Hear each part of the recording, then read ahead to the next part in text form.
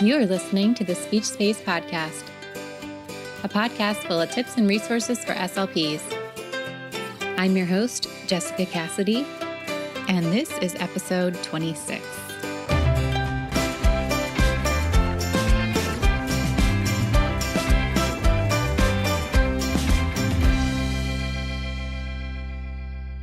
Hey, everybody. Thank you for joining me today. We are going to be talking about dyslexia in this episode. So I always think it's a good idea to start off with a nice definition of a subject before we dive in. So dyslexia is a specific learning disability that is neurobiological in origin, and it's often characterized by difficulties with accurate and or fluent word recognition and by poor spelling and decoding difficulties. Now, I just want to emphasize these difficulties exist despite adequate instruction and absence of intellectual, sensory, and neurological difficulties. These students might have a family history of reading disabilities. About 50% of individuals who have a parent or sibling with dyslexia will also have dyslexia. They might have difficulty learning letter names and sounds for successful decoding, and they might have a history of early speech, sound disorders, and language impairments as well. Now, say that you have a student who's showing signs of dyslexia. What is to be done? How do we assess them? So there's no one standardized test that specifically assesses for dyslexia, so we often need to use various measures for the assessment. So of course, we're going to look at language ability.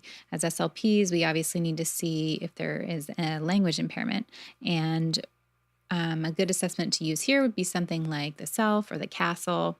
We also need to look at phonological awareness and processing skills, and some tests that are good at doing that would be the comprehensive test of phonological processing or the Lindemood auditory conceptualization test. We need to also look at word reading assessment, and we need to look at real word reading and non-word reading. So pseudo word reading, also known as non-word reading, is useful because it requires the child to use phonemic decoding and prevents them from reading familiar words that they might have memorized. The Woodcock Reading Mastery Test or the Test of Word Reading Efficiency are two options that might be considered to assess this area. Nonverbal intelligence. Now, this type of testing is usually done by school psychologists. Some tests that they might use are the Test of Nonverbal Intelligence or the Reynolds Intellectual Assessment Scales or perhaps the Kaufman Brief Intelligence Test. And spelling is also an area that we need to assess as your students get older. A test for that would be the test of orthographic competence, or the SPELL, which is the Spelling Performance Evaluation for Language and Literacy. Okay, so now say it has been determined that our student has dyslexia. What is our treatment focus going to look like? As SLPs, what are some of the things that we can target in speech therapy? So we could target alphabet letter knowledge. We could target phonological awareness through things like rhyming, segmenting, blending, increasing awareness of sounds and syllables and words, sight word knowledge, reading decoding, reading fluency, spelling, and vocabulary. So if you're wondering about specific treatment programs, I'll list some here, and then I'll also link to them in the show notes as well in case you want to check them out. So one of the oldest approaches is the Orton-Gillingham, and that is an intensive sequential phonics-based system that teaches the basics. I'm going to say that part again. That teaches the basics of word formation before whole meaning. It's language-based, multisensory, and uses visual, auditory, and kinesthetic learning modalities. Another method is the alphabetic phonics program, and that is a multisensory curriculum that teaches phonics and the structure of language at both the elementary and secondary levels. It uses the Orton-Gillingham approach, and it teaches handwriting, spelling, reading comprehension, and oral and written expression. Another program is the Wilson Language Training. They have two separate programs. One is K through 3 called Foundations, and then they also have another program for 4th through 12th graders called Just Words. And then there is the Lindemood phoneme sequencing, also known as LIPS, and that's also a multisensory approach that works on developing phonemic awareness.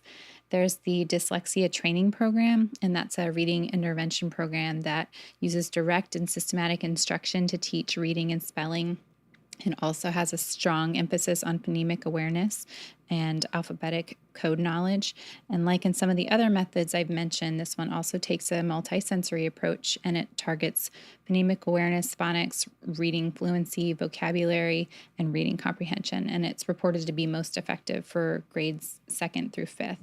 So, that is just a basic summary of some of the programs that might be used for our students with dyslexia. There's a lot of them out there. But like I said, you can find links to those approaches that I just briefly described in the show notes. And before I go, I just wanted to quickly touch on a few compensatory methods for our students with dyslexia. One strategy that I really like is to suggest that the student listen to audiobooks or podcasts because that way they're still getting exposed to a variety of complex language structures despite their reading difficulties.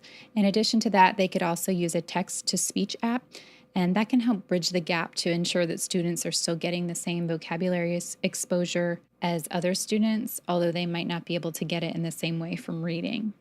Okay, so that is it for me for today. Just a quick reminder that the cost of the digital SLP membership will be jumping up at the end of the month. So if you're interested in signing up, you'll want to go to thespeechspace.com/digital SLP to do that so you can lock in your lower rate.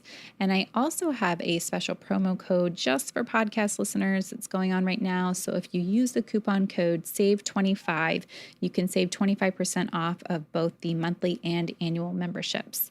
And as always, if you enjoyed this episode, I would really appreciate it if you could take a brief moment to leave a 5-star review on iTunes.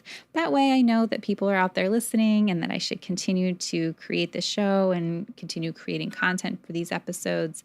And additionally, it helps other SLPs like you be able to find this show on iTunes. Okay, guys, that is it for me for now, and I hope that you all have a wonderful week.